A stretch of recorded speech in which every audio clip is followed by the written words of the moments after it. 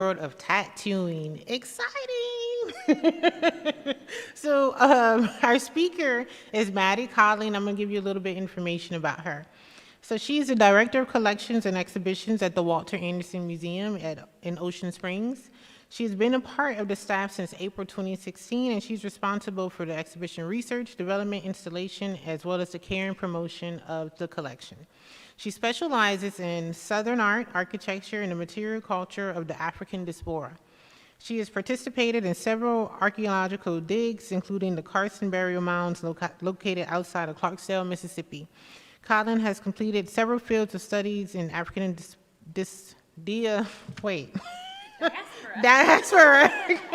diasporic cemeteries in the Southeast. In this talk, she will talk about the ancient art of tattoo and its modern iterations, and as well as the work of Matt Stebley. Without further ado, Mattie Codling. Thank you. Well, it is exciting to be here, and I want to thank Stacy for inviting me to speak today, as well as all the team at the Max. This is a wonderful place to be, and I'm so honored to be able to come and speak. I also want to thank Matt Stebley for allowing me to create the Bloodlines exhibition. He had to put a lot of trust in me, and sometimes there were some questions. But we came together and put together a really fun exhibition that showcases his work. So thank you, Matt. So the title of this talk is Art is in the Blood, Tattoos as Conduits of Identity. For thousands of years, humans have marked their bodies through the painful yet delicate process of tattooing. Throughout human history, designs of varying forms and colors have been embedded into skin to serve many different purposes, including protective charms, social emblems, religious signs, fashion statements, and even punishment. The oldest recorded examples of a tattooed body is that of Otzi, the Iceman, who died around 3300 BC.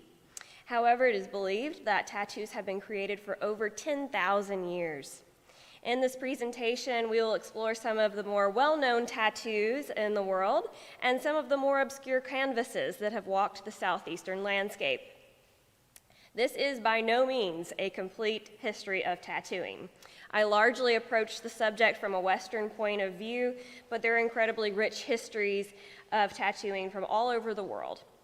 Much like song and storytelling, tattooing is an almost universal act, a way of making meaning and communicating one's identity to the world. So why would we talk about the history of tattoos when we're talking about Matt Stebley's contemporary work? One of the biggest reasons is that we want to connect Stebley's work to a longer line of artists who have been working for thousands of years.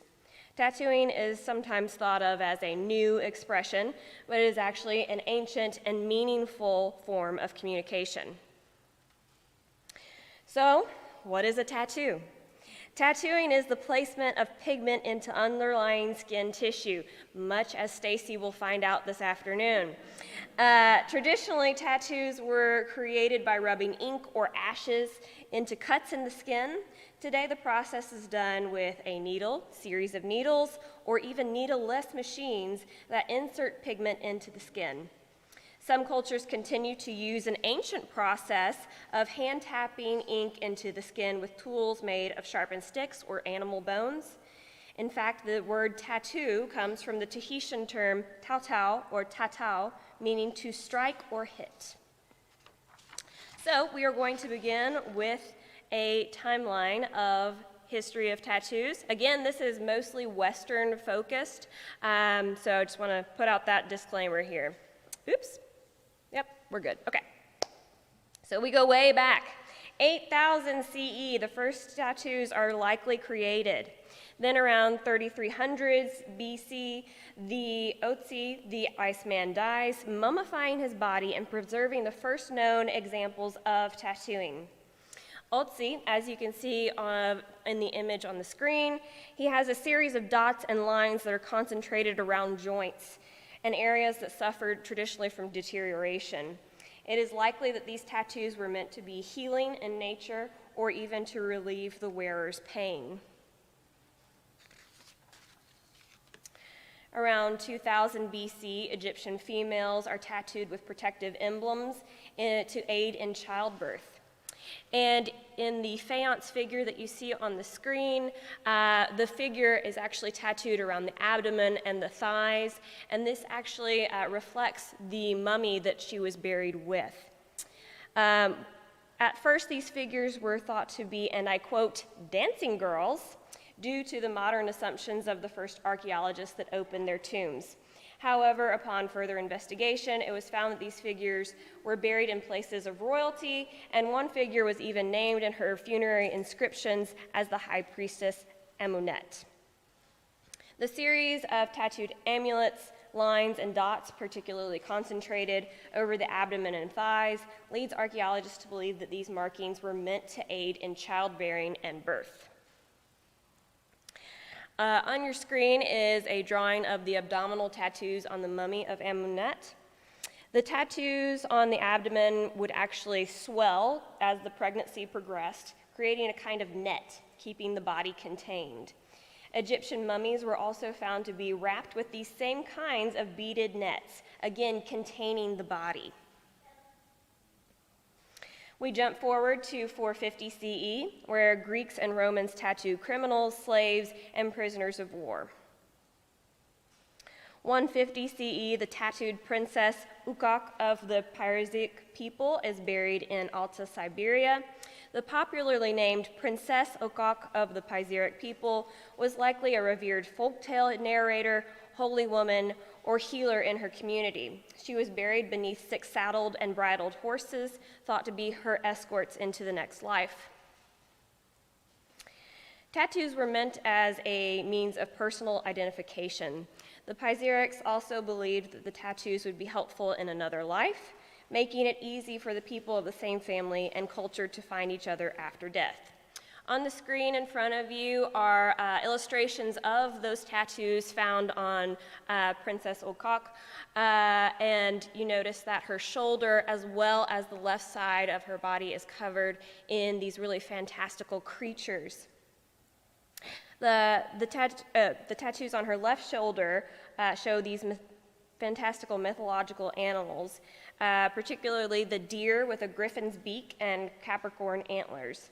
The antlers are decorated with the heads of griffins, and the same griffin's head is shown on the back of the animal. The mouth of a spotted panther with a long tail is seen at the legs of a sheep, and I know it's kind of hard to tell. Let's see if I can get a pointer on here. Oh, I did. So this is that spotted leopard, and this is, of course, the sheep. Something that's very interesting about these illustrations is that the animals are all almost turned inside out. So you have the exterior of the creature. Oop, there it is. So that first deer with the griffin's beak, and then that is on the outside, and then it's like the bottom half is turned inside out. And we're not really sure why they chose that particular form, but this is a traditional form. And we see this because other corpses found near the princess, buried near the princess, show the same fantastical creatures. This time it is actually on a male body, and they cover his right side, stretching from his chest to his back. Around 325 CE, tattooing becomes associated with paganism and the criminal class in Europe under the first Roman Emperor Constantine. And then we take a big jump and we go to 1600, 1700 CE, where explorers to North America describe permanent drawings on the skins of indigenous peoples. 1702, Bienville is voluntarily tattooed by a southeastern Native American tribe with images of the Virgin, baby Jesus, a large cross, and a snake that wound around his body. And we will come back to a more in-depth discussion of these tattoos in just a bit. The 1700s, Japan also tattoos their criminals and slaves. And then later in the 1700s, tattooing becomes popular among sailors connected with Captain Cook's voyage to Tahiti. In 1862, Edward VII travels to the Holy Land to receive a tattoo from a local master. he received a Jerusalem cross on his arm and began the trend for tattoos among Europe's royalty. His sons, King George V and his brother, received dragon tattoos following in their father's footsteps while they were visiting Japan. And then also in the 1800s, tattooing becomes so popular that there are actually celebrities born from their tattooed bodies. So John O'Reilly and Emma de Berg, featured on the screen, they gain fame for having their bodies almost completely tattooed. In 1891, the first electric tattoo machine was created from Thomas Edison's electric engraving pen. And then in 1894, Lady Jeannie Churchill, Churchill's mother, is reportedly given a tattoo. And this lovely little description is recorded in the San Francisco Call about her receiving this tattoo. Quote, when returning home from India with Lord Randolph, she noticed a British soldier tattooing a deckhand. She had the artist brought before her and asked him for some designs. He suggested the Talmudic symbol of eternity, a snake holding its tail in its mouth. Lady Randolph was charmed and bared her arm for the operation. Lord Randolph swore and protested. But the tattooing was done, so it was said at least, and it is described as a beautifully executed snake, dark blue in color with green eyes and red jaws. As a general thing, it is hidden from the vulgar gaze by a broad gold bracelet, but her personal friends are privileged to see it and hear the story of the tattooing. In the 1940s, Nazis tattooed Jewish prisoners during the Holocaust. Also in the 1940s, Japanese tattoo masters share their knowledge with artists from the United States. 1942, sailor Jerry gains acclaim for his servicemen tattoos in Hawaii. And then in the 60s and 70s, celebrities bring tattooing into the mainstream, where they have pretty much stayed. And on the screen there is a wonderful image of Goldie Hawn with her tattoos, and then the Goldie Hawn Barbie, which I want one now, because it is covered in tattoos. In 2015, bringing it a little closer to home, Matt Stebley works with city aldermen to allow his art gallery / tattoo shop to open up in downtown Ocean Springs. And then in 2019, the Bloodlines exhibition opens at the Walter Anderson Museum of Art. And as I promised Stacy, Ink Night was held at the Walter Anderson Museum of Art. That is my curatorial assistant being tattooed. She did that voluntarily. I did not make her. I want to make that very clear. History of tattooing in the Gulf South. We're going to begin with an evaluation of Native American tattooing because this was such an important aspect of tattoos in this region. The history of tattooing among the peoples of the Americas has long been overlooked, but has gained recent attention from scholarship. There are many visual and written documents of Native American tattoos, and the southeastern region has a particularly rich history. According to the archaeologist Aaron Dieter Wolf, tattooing was a way to signify achievements and accolades within the life of a tribe. The receiving of a tattoo was a, quote, highly structured event that accompanied profound changes in the social and or social status of the marked individual, end quote. And on the screen in front of you, this is a Mississippian effigy vessel dated to around 1600 AD from the Hampson Archaeological Park. And this vessel was buried with a person, and it is thought that it's actually something of a portrait of the actual chief that it was buried with.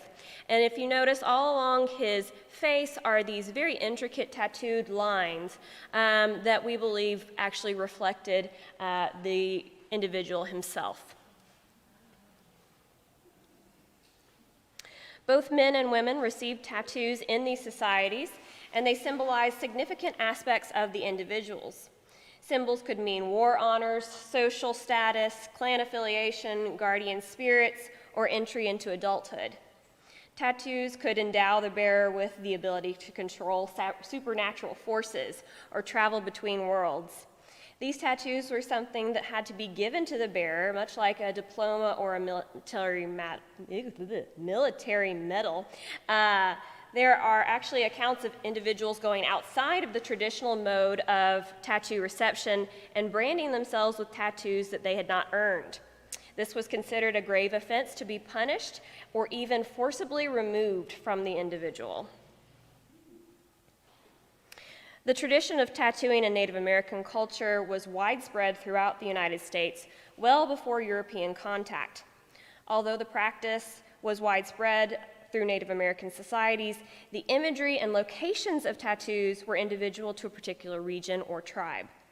These tattoos served as identification to other tribes and also defined and unified individuals within a group.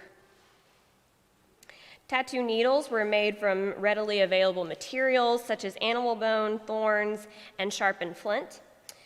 On the Gulf South, it is likely that fish teeth, particularly alligator gars, were used in the process of tattooing. There were 3 distinct methods of tattooing used by indigenous peoples: hand poking with sharp tools dipped in pigment, incision with blades with pigment pressed into the wound, and stitching, where pigment-infused thread was pulled beneath the surface of the skin. I know, and the collective shudder ripples through the audience. On the screen in front of you are some reproductions of tools that could have been used as tattoo instruments, reproduced by Aaron Dieter Wolf. And what's happened and why tattoos have had such little attention from the Native American period is that a lot of these instruments could have been used for many different things. So sewing, fishing, many different things, but then they could also deteriorate very quickly and very easily. You notice that about half of them are made from organic materials. So it's taken a lot of research in the ethnographic record to come up with these elements. For instance, this account is from an 18th century French explorer who experienced the tattoo ritual performed by the Quapaw tribe in what is today known as Alabama. Quote, "I sat on a wildcat skin while an Indian burned some straw. He put the ashes in water and used the simple mixture to draw the deer. He then traced the drawing with big needles, pricking me until I bled. The blood mixed with the ashes of the straw formed a tattoo which can never be removed," end quote. The tradition of Native American tattooing is not a thing of the past, however. Traditional tattoo images and ceremonies have experienced a resurgence among descendants of indigenous peoples in recent decades. These images that are engraved into the skin today connect the living with their ancestors in a profound way. So now, to someone that you may not know had tattoos. Jean-Baptiste Lemoyne Sieur de Bienville. It was voluntarily tattooed by a southeastern Native American tribe. And of course, Bienville was the founder of New Orleans. He is tattooed with images of the Virgin, baby Jesus, a large cross, and a snake that wound around his body. We have this account from an explorer that has been associated with Bienville's tattoos. Quote, "An officer, a man of breeding whose name you would recognize, who as well as the image of the Virgin and the baby Jesus, a large cross on his stomach with the miraculous words which appeared to Constantine and an endless number of marks in the savage style, had a snake which passed around his body and whose tongue pointed toward an extremity which I will leave you to guess," end quote. We had some really delighted visitors when they read that. Furthermore, we have another account from a French admiral who wrote this in his journal about Bienville's tattoos. He first describes the Native American tattoos that he has observed, stating that they, quote, "have their skins covered with figures of snakes, which they make with the point of a needle." Mr. de Bienville, who is the general of the country, has all of his body covered in this way, and when he is obliged to march to war with them, he makes himself nude like them. They like him very much, but they also fear him." End quote. The last area of Gulf South tattoos that we'll talk about are, of course, the tradition of nautical tattoos. The Gulf South has long had a tradition of nautical tattoos worn by sailors and those in the Navy. The tradition can be traced back to the 16th century European voyages to the Polynesian islands, when sailors would return home with souvenirs inked into their skin, making Mama so proud. Up until the modern era, a life on the sea meant a life dependent upon luck. Tattoos often served as permanent talismans to protect the individual against bad luck and provide for a safe journey. Here are some of the more popular nautical tattoos and their meanings. "Hold fast" was often written across the fingers. This phrase was a reminder to hold tightly to the rigging of a ship, especially in bad weather. It is both a talisman and a reminder of perseverance. The rooster and pig are often drawn on the tops of the feet or ankles. These images were thought to provide protection from drowning.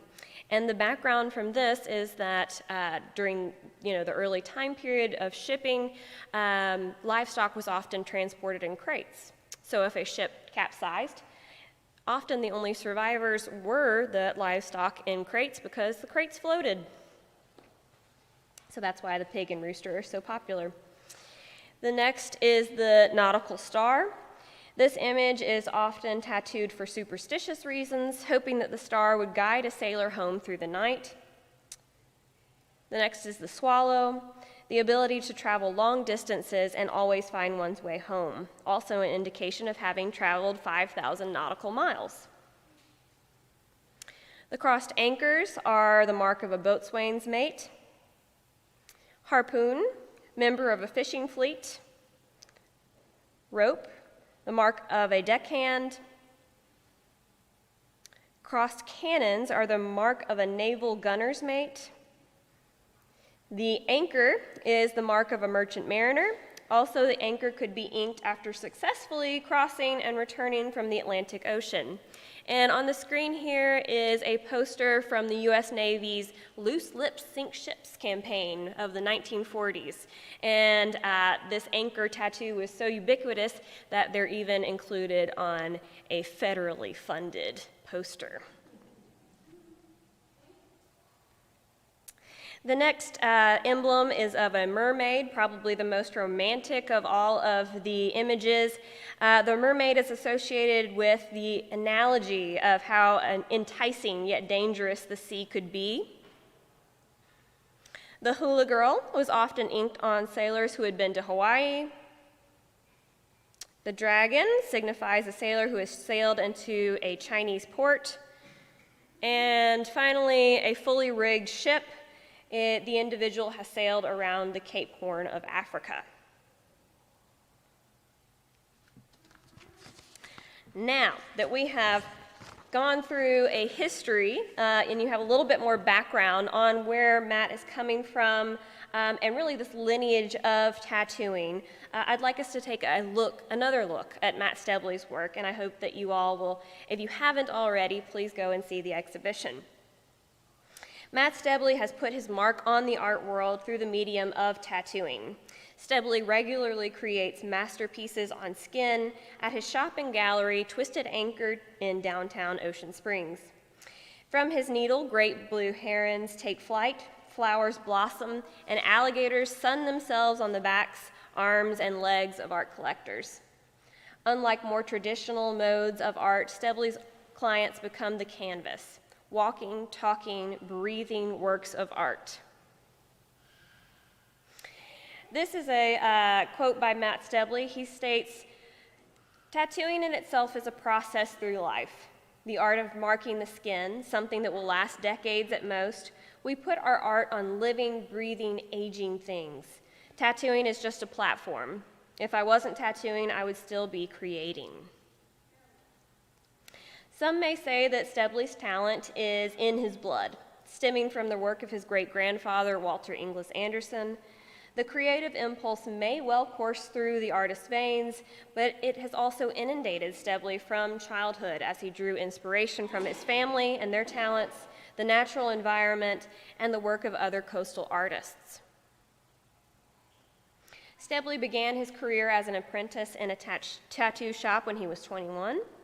From there, he earned a degree in art from the University of Southern Mississippi, and in 2016, he established Twisted Anchor Tattoos in the heart of downtown Ocean Springs, which is really something if you know Ocean Springs.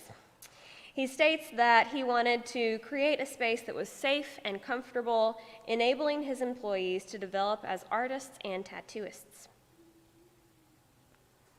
Stebley's work on paper and skin transcends what one typically expects of fine art.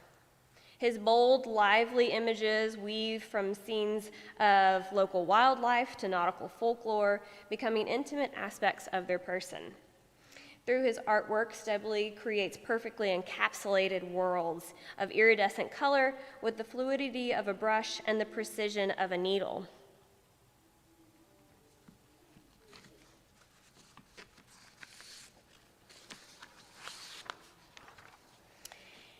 In this very brief overview of the history of tattoos, there is one factor that remains true throughout time and cultures. Tattoos are conduits of identity. Tattoos connect us to our past, communicate important aspects of ourselves, and bind us to one another. In the case of Matt Stebley, tattoos are elevated to the level of fine works of art. His art takes on a new life beyond the point of his needle, moving, growing, and even aging. For Stebley, a tattoo is a medium, a form of expression that just happens to be embedded into skin, a fine intermingling of art and blood. Thank you.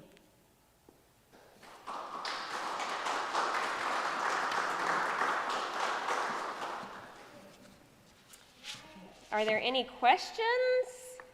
Yes.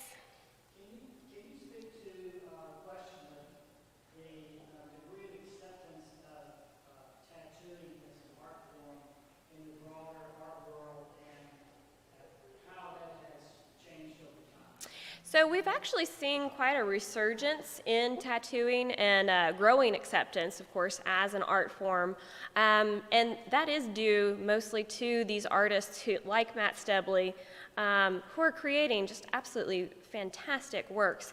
But then we've also seen, the history has come about as well. So there have been exhibitions all over the world of the history of tattooing and really talking about the cultural and social interactions between tattooing and what's going on at that certain time period.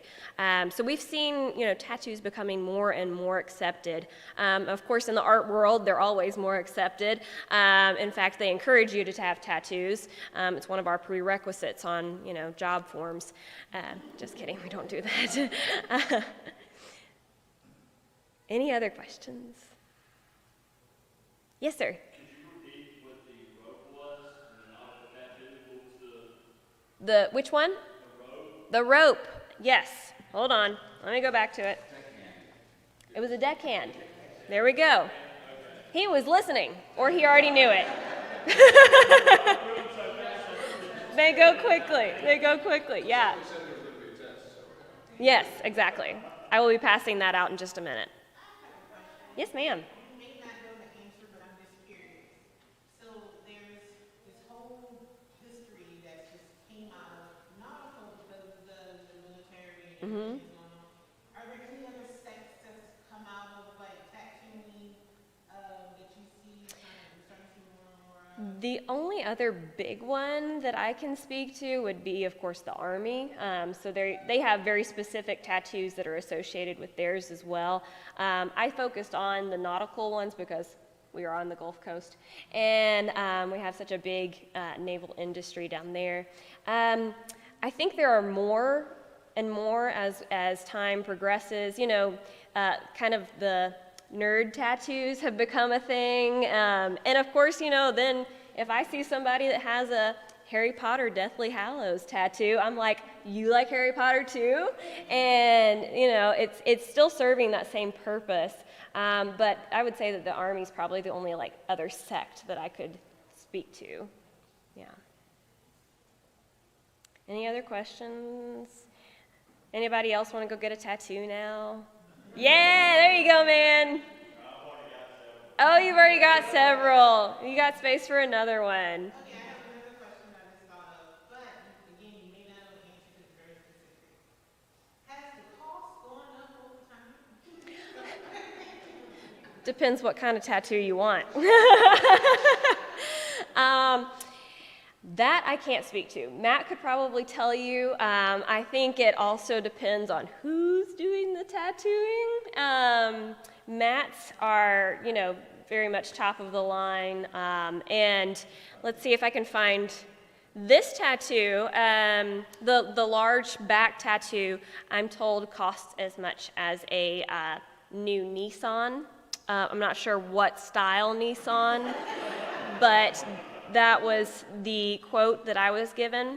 And so some of these are very pricey, and then some of them, you know, you could get at a party if you have one too many. So, yes, sir. So about, do you know roughly how many hours that piece took? You know, I think he told me, and I can't remember, but this was a very intensive piece. Like, he came back multiple times, at least, I think there were at least 10 or 15 sessions.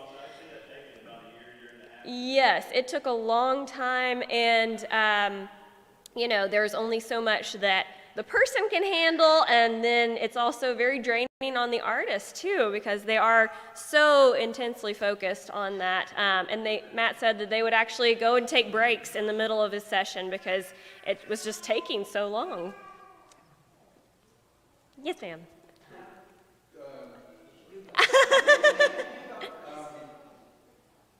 idea, I guess, or discussion about, you know, social acceptance of tattoos? At one point, you know, it used to be that the circus would come to town and the attractions was the tattoo leaders. Yeah. You know?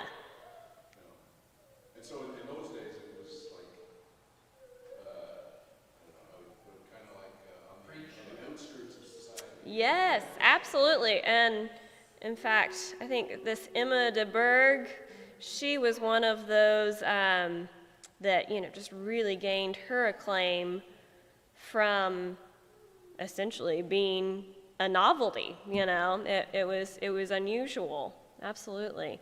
Well, actually, like in that case, you know, it seems like she used her tattoos as a source of income by Absolutely. playing. Absolutely.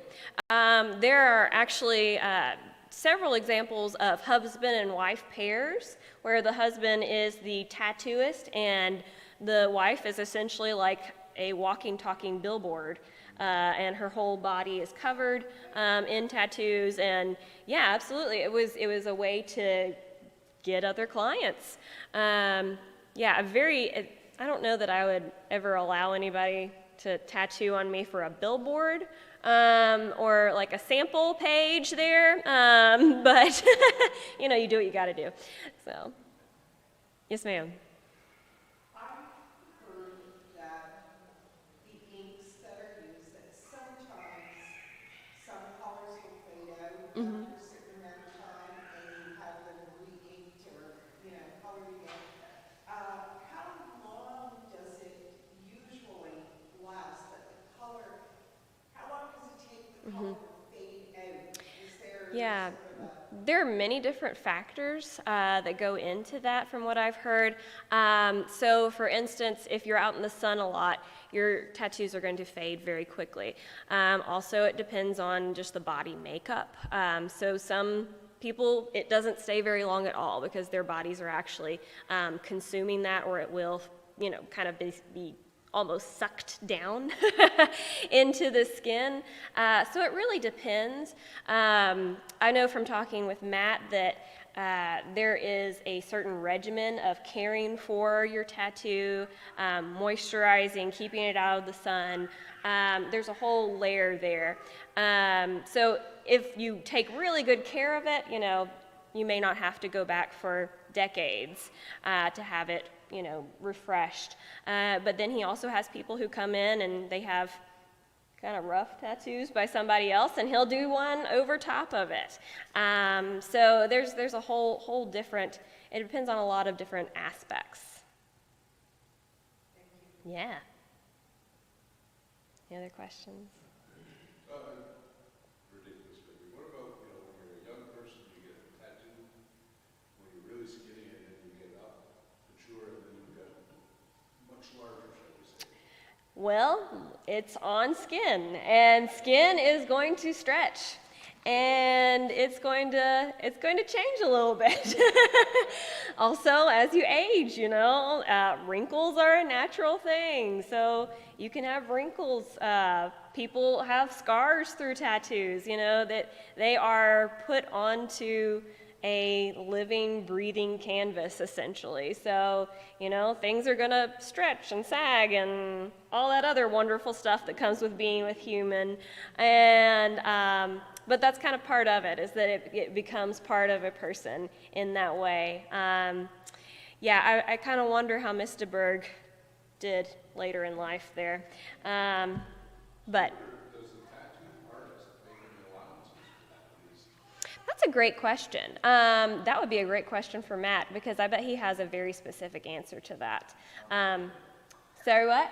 Probably no. You never know. So, yeah, you never know. Unfortunately, they can't keep all of their clients on strict diets and sunscreen regimens. So, yeah. So I was interested when you talked about the ancient rituals of tattooing the aid in childbirth or Yeah. fertility. So was there no truth to it that maybe why we don't see it being done today, or it was kind of not a fashion? Like the childbirth tattoos are being done today. Actually, that's a very prevalent custom in traditional Native American tattoos that have seen a resurgence as well. And so the whole idea being that the first thing that the child sees is like this tattoo welcoming them into the familial bond. So like the traditional tattoos of the tribe are very prevalent. And then, yeah, there could be, somebody could get Egyptian net tattoos on their abdomen, and we just wouldn't know unless they told us about it. So, but yeah, the resurgence in traditional tattooing, especially from Native American traditions, is a very interesting aspect of contemporary tattooing, because there is that continuation of that line and really that tradition through those emblems that are, put into the skin. So yeah, absolutely. There's probably many other forms of tattooing that I have no idea about. So yeah, absolutely.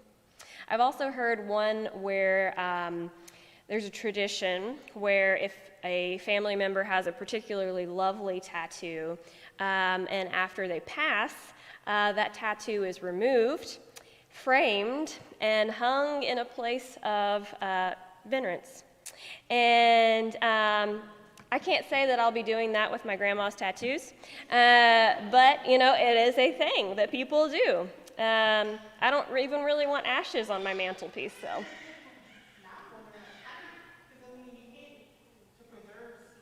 Yeah. Yeah, I'm not sure how they do that. I haven't looked too closely into it. I could probably report back if you're really intrigued, so. Maybe. The expression tan your hide. That literally. Any other questions? There's an exhibit upstairs? There is one here, yes. Yep. The Bloodlines exhibition is here, and I believe Matt will be here this afternoon. He is tattooing our lovely Stacy, and so she will be the next walking, talking, breathing canvas. I give it over to Stacy. Yeah, thank you all for coming, and thank you, Mattie, again. So if you haven't seen the exhibitions, it's upstairs on our second floor education showcase gallery as you're leaving out of the permanent exhibition. And at 1 o'clock in the courtyard is when we're going to do the tattoo demonstration. I need your prayers. I need your support because I'm a first timer. I've never had one before. I'm getting it on my arm, and because I'm a Louisiana girl, I'm getting a mama alligator and a baby alligator. Inside. I know. I picked a rough, sensitive spot. I did. Margot, do you want me to talk about the ride? Margot, you want me to talk about the ride? Okay. And at 12:30, there's a ride organized from the Chunky River Harley Davidson, and it's going to come here to the Max. So we're hoping to have a whole bunch of Harleys, and we're passing out free beer from Chandelure because the artwork on the can was done by Matt Stebley. So just stay today. Pops is here and get you some food, hang around, support, ask Matt all a bunch of questions. Thank you.